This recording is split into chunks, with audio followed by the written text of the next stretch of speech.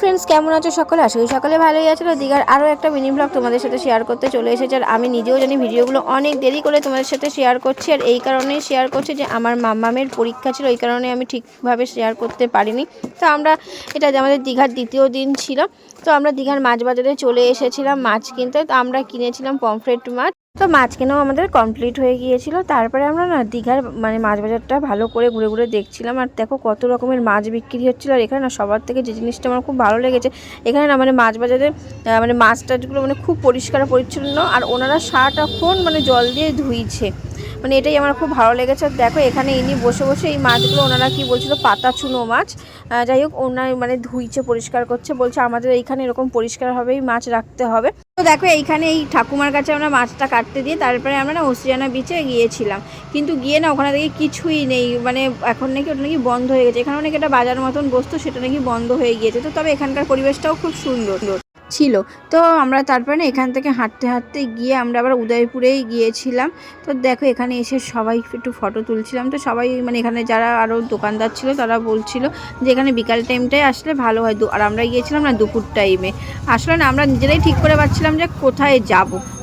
তারপরে বললাম যে চলো ওসিয়ানা বিচে যাই। তো এখানে এসে ঠাকুমার কাছে আমরা প্রথমে কিনেছিলাম মশলা মুড়ি। তারপরে মশলা মুড়ি বেশ ভালোই মাখিয়ে দিয়েছিল।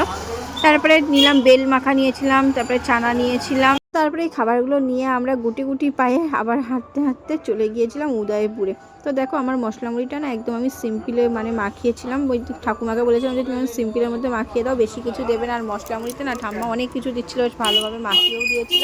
তো আমার সেদিনকার শরীরটা খুব খারাপ ছিল, আমার আসার এখানে কোনো ইচ্ছাই ছিল না। আমি বলেছিলাম রুমেতে আমি থাকবো। তো সবাই বলে রুমেতে তুই একা থাকবি, তো চ আমাদের সাথে চ। তো আমিও ভাবলাম যে যাই। তো তারপরে দেখো আমরা উদয়পুরে এসে এখানে বসে আছি সবাই। আগের দিনকার না যেখানে বসেছিলাম তার থেকে না এইখানটা অনেক ভালো ছিলাম, কারণ এইখানটা বেশ ফাঁকা, নিরিবিলির মধ্যে বেশ ভালোও লাগছিল। আর আগের দিন যেখানে বসেছিলাম এত ঘিঞ্জির মধ্যে নিজেদেরই যেন বিরক্তি লাগছিল, ভালো লাগছিল না ওর মধ্যে।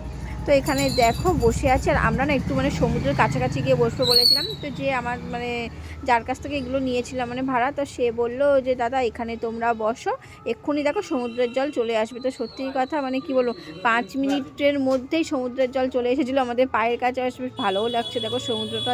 কারণ আমার এত শরীর খারাপ ছিল, সারা দিনটাই আমি ঘুরতে পারিনি ঠিকঠাক করে।